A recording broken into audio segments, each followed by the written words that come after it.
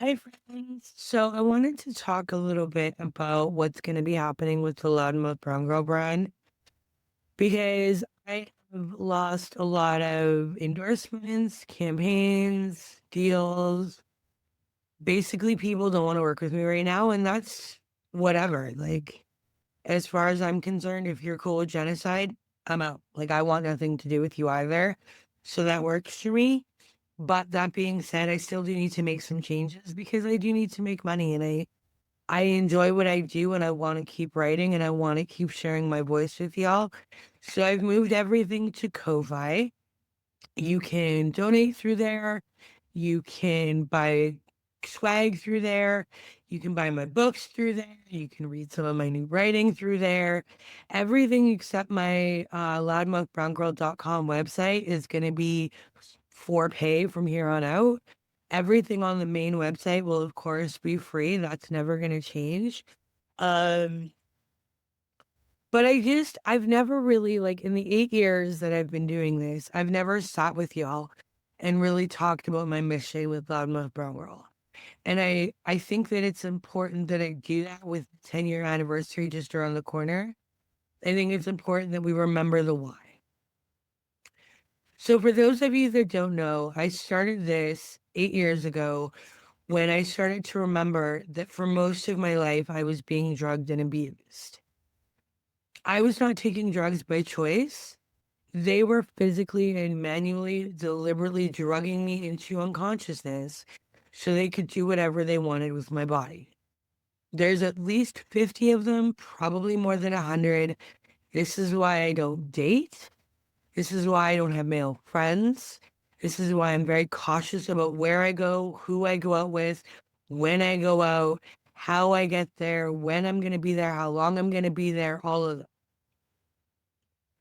So I started Loudmouth Brown Girl because I wanted to have a platform where I could share my voice and say, yo, this is what's going on with me, and I would like it to stop. The abuse has stopped. I've been clean for 8 years of being abused. I have not had a man touch me inappropriately, say inappropriate things, comment in a rude way. I've had not one man be inappropriate with me in 8 years. I'm 42. For 8 out of 42 years, I have been safe. And the only thing that has kept me safe is being very cautious about the men that I let into my lives. All of my friends have male partners. And with the exception of maybe one of them, I don't talk to them about personal information. I don't share my story. I don't talk about what's going on in my life. It's hi and it's bye and it's nothing else. And it's because these are bad men.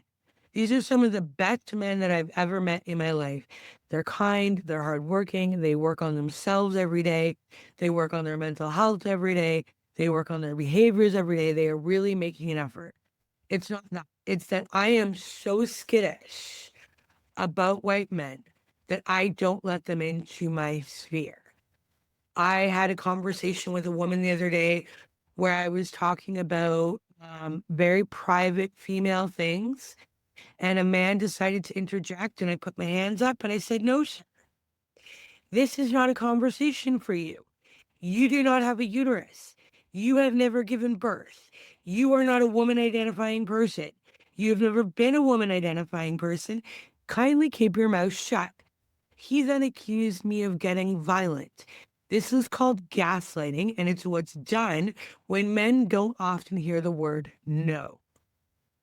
My goal is to teach women, specifically Black and biracial self identifying women, how to use the word no in ways that give them the feeling of empowerment, autonomy, and freedom, because those are the basic human rights that we are afforded at birth that are stolen from us, often but not always, by the men in our communities.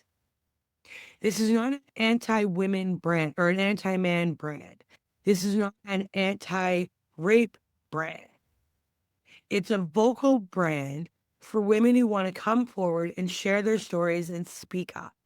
It is my hope that in the next 2 years, I will be able to pay to hire other writers to come forward and share their stories, whether that means abuse, pregnancy, hysterectomy issues, period issues, whatever it might be. I want more women on the Loudmouth Brown Girl website because it was always meant to be a collective. And I don't think that my voice is the biggest and most important voice in the room. It's just one of the many that I am honored, privileged, and truly humbled to be able to share with you because I almost wasn't able to. They genuinely, very much tried to end my life and came very close. I have seen death more times than I can count, and yet I am still here. And the only reason I can think for is divine intervention. So thank you for listening. Thank you for being here for the last 8 years. Here's to another 2 amazing, phenomenal years. I can't wait to see what we do next together. I'm really grateful to have this platform and to be here. I love you. I thank you, and I can't wait to see what comes next.